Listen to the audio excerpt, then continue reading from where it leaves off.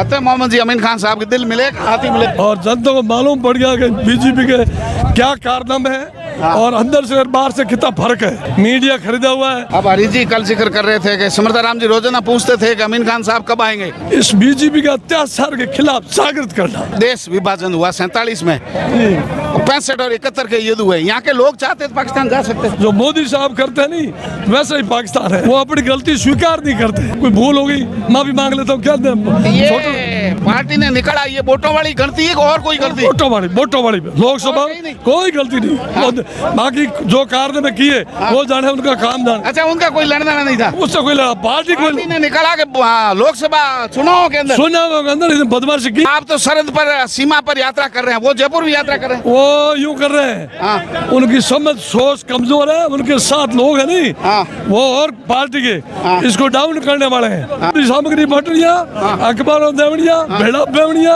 हमें ही बहके वो डाउन हुए तो मोहर नंबर आए। RSS वाले वो है, वो ये गुमराह करके लोगों को उल्टी सीधी बात समझाना, करना, गुमराह करना, एक दूसरे दूर करना, लड़ाना, हिंदू मुस्लिम करना। आपका नाम है सिमरता राम, आपके नाम में राम है।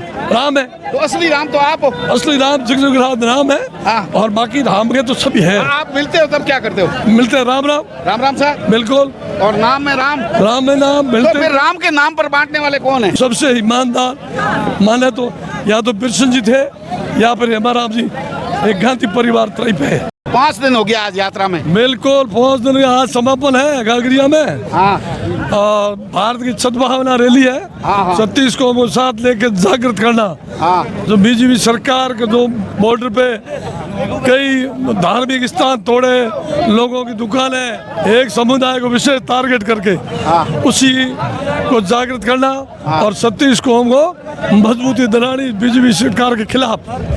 ये सद्भावना रैली है पूरे भारत में। राहुल जी और खड़गे कांग्रेस पूरी एकजुट है। एकजुट पूरी, कोई बार नहीं है, सब एक है। और अब के इस बीजेपी का पता ही नहीं लगेगा। आने वाला विधानसभा चुनाव और लोकसभा चुनाव बिल्कुल कोई फर्क नहीं है। जनता जाग चुकी है और जनता को मालूम पड़ गया कि बीजेपी के क्या कारनामे है और अंदर से और बाहर से कितना फर्क है। मीडिया खरीदा हुआ है और बाकी वो दूसरों को किसी खरीदा हुआ, हम आपकी ले रहे हैं ना। अरे वो बीजेपी के आप एक दो आदमी कोई किसान परिवार से जुड़ा हुआ है, वो भले ही अंदर की बात रखे बाहर। बाकी सब बड़े बड़े जो मीडिया है वो बीजेपी के वास्तव में खरीदे हुए, वो पूरी सही बात कहते ही नहीं है। अब हरीश जी कल जिक्र कर रहे थे कि सिमरता राम जी रोजाना पूछते थे कि अमीन खान साहब कब आएंगे। बिल्कुल करते थे। मेरे अमीन साहब के बहुत 40-45 साल अच्छा प्रेम है। और मेरे बेटे और बाप का रिश्ता है। वो उनसे वो मेरी कदर करते हैं और मैं उनका बहुत मान सम्मान करता हूँ। मैं हमेशा पूछता बुजुर्गों को साथ लेकर चलो तो अगर आ जाएंगे, बिल्कुल साथ में ही है। अब आपके राजनीतिक विरोधी कह रहे हैं कि वोटों के लिए आप पैदल चल रहे हैं। नहीं कोई यहाँ वोटों का वोट है, कोई वोट है ही नहीं यहाँ। अब पंचायत राज वोट आएंगे नगर, वो अलग मामला है। सिर्फ लोगों को इस बीजेपी के अत्याचार के खिलाफ जागृत करना। इनकी जो नीतियाँ हैं गरीबों के, किसान मजदूर के लिए कितनी है, व्यापारी लोग कितनी खराब है। महंगाई बढ़ गई, तेल बढ़ गया, गैस बढ़ गई और सब जो बड़े बड़े कारखाने, रेल है, एयरपोर्ट है, बिजली बोर्ड है, सब ठेके दे दिया अंबानी गंडानी को। इससे जो और एक जो भी डील की अमेरिका से, किसान पूरे भारत के कितना विरोध कर रहे हैं पर वो मानते नहीं। तरफ के गुलाम है मोदी साहब। ये देश विभाजन हुआ 47 में, 65 और 71 के युद्ध हुए। यहाँ के लोग चाहते थे पाकिस्तान जा सकते थे। बिल्कुल, इनको भारत के प्रति लगाव था, भारत देश में रहना चाहते थे, पाकिस्तान में जाना नहीं था। क्यों? पाकिस्तान भी एक अन्यायी और बहुत कुर्र देश है, किसी को दूसरे को आम लोगों की बात सुनता नहीं है। जो मोदी साहब करते हैं नहीं वैसे ही पाकिस्तान है। विधानसभा चुनाव में जैसे फतेह मोहम्मद जी ने चुनाव लड़ा, सुनील परियार जी ने लड़ा, पार्टी ने कार्रवाई की 4 नेताओं के खिलाफ। अमीन खान साहब, पूर्व विधायक बाड़मेर, फतेह मोहम्मद, सुनील परियार, फिलहाल सब पार्टी के अंदर है। अब नाराजगी जो थी वो वापस कांग्रेस के, क्या भाईचारा स्थापित हो गया? बिल्कुल, पूरे जो खिलाफ तो हुए थे उनको पार्टी ने बड़े लेवल पर बड़ा दिमाग रख के वापस उनको कांग्रेस में ले लिया और कांग्रेस की नीतियों से चलो ये दिया और वो मान गए। बिल्कुल कोई फर्क नहीं है, सब एक है। फतेह मोहम्मद जी अमीन खान साहब के दिल मिले, हाथ ही मिले? नहीं, दिल हाथ दोनों मिल गए, दिल और हाथ दोनों मिल गए, कोई फर्क नहीं। अब ये सुमृताराम जी पूरे दावे के साथ आपके चुनाव में देख लेना, मिल के चुनाव लड़ेंगे और कांग्रेस की जय होगी शिव महल पूरे पंचायत समिति में। तो लोग तो आपके भाग रहे हैं अभी भी। अरे वो यूँ भाग रहे हैं, वो अपनी गलती स्वीकार नहीं करते। उन्होंने एमपी चुनाव में, लोकसभा चुनाव में बदमाशी की, वो स्वीकार कर ले। बड़े लोगों को जयपुर जाके अपने बाढ़ में दिल बड़ा रखना जरूरी होता है, बड़ा दिल रखना पड़ा है। गलती है स्वीकार करो, बिल्कुल। खाली मैं कर लेता हूँ, भी कोई भूल हो गई माफी मांग लेता हूँ। क्या ये पार्टी ने निकाला, ये वोटों वाली गलती है और कोई गलती? वोटों वाली लोकसभा कोई गलती नहीं। बाकी जो कार्य में किए वो जाने, उनका काम जाने। अच्छा, उनका कोई लड़ना नहीं था? उससे कोई लड़ा, पार्टी ने निकाला कि लोकसभा चुनाव के अंदर बदमाशी की, पार्टी के खिलाफ प्रचार किया, इसलिए उनका विरोध था। और अब पार्टी ने वापस ले लिया।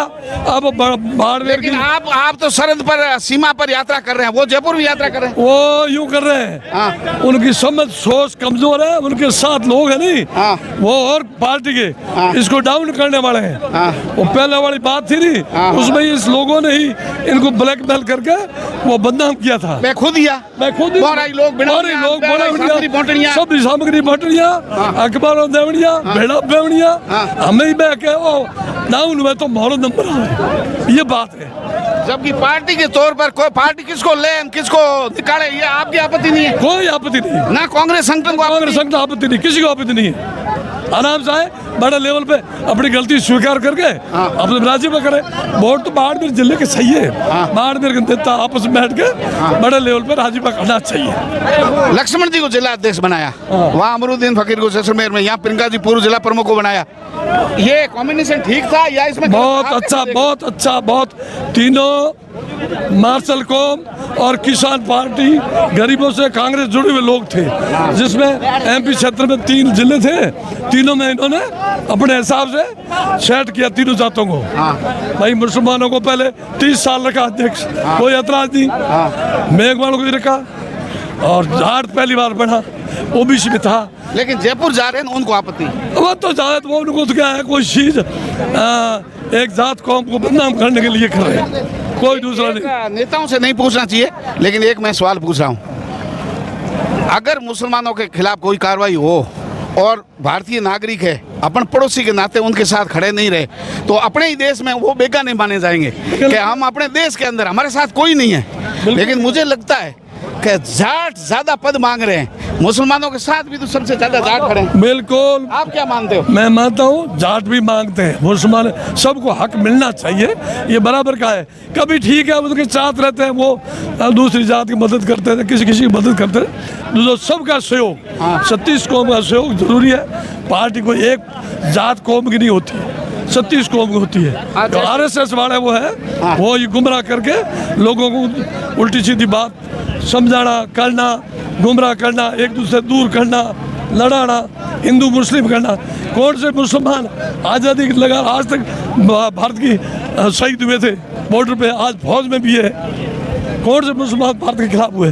बदमाश कोई जात में हो सकता है, हर जाति में कोई खराब है तो कानून का सामना करेगा, कानून सजा दे, उनको फांसी दे। जैसे आपका नाम है, आपका नाम है सिमरताराम, आपके नाम में राम है, तो असली राम तो आप हो। असली राम जगजग राम है, और बाकी राम के तो सभी है। आप मिलते हो तब क्या करते हो? मिलते हैं राम साहब, बिल्कुल। और नाम में राम में नाम मिलते। तो फिर राम के नाम पर बांटने वाले कौन है? ये बांटने वाले RSS लोभी है, सिर्फ कुर्सी के लिए, अपनी राजनीतिक कुर्सी बचा के अपना व्यापार करना, खोटा धंधे करना, अत्याचार करना, बदमाशी करना, इसलिए अपनी कुर्सी बचा, देश भले बर्बाद हो, देश जाए पहाड़ में, कुर्सी रहनी चाहिए, ये सोच। आज हेमाराम जी भी शामिल हुए? बिल्कुल, हेमाराम जी हमारे 36 कौम के बुजुर्ग और सबसे ईमानदार माने तो या तो बिरसन जी थे या फिर हेमाराम जी, एक गांधी परिवार टाइप है। आदि साहब, इनकी जोड़ी होती थी। आदि साहब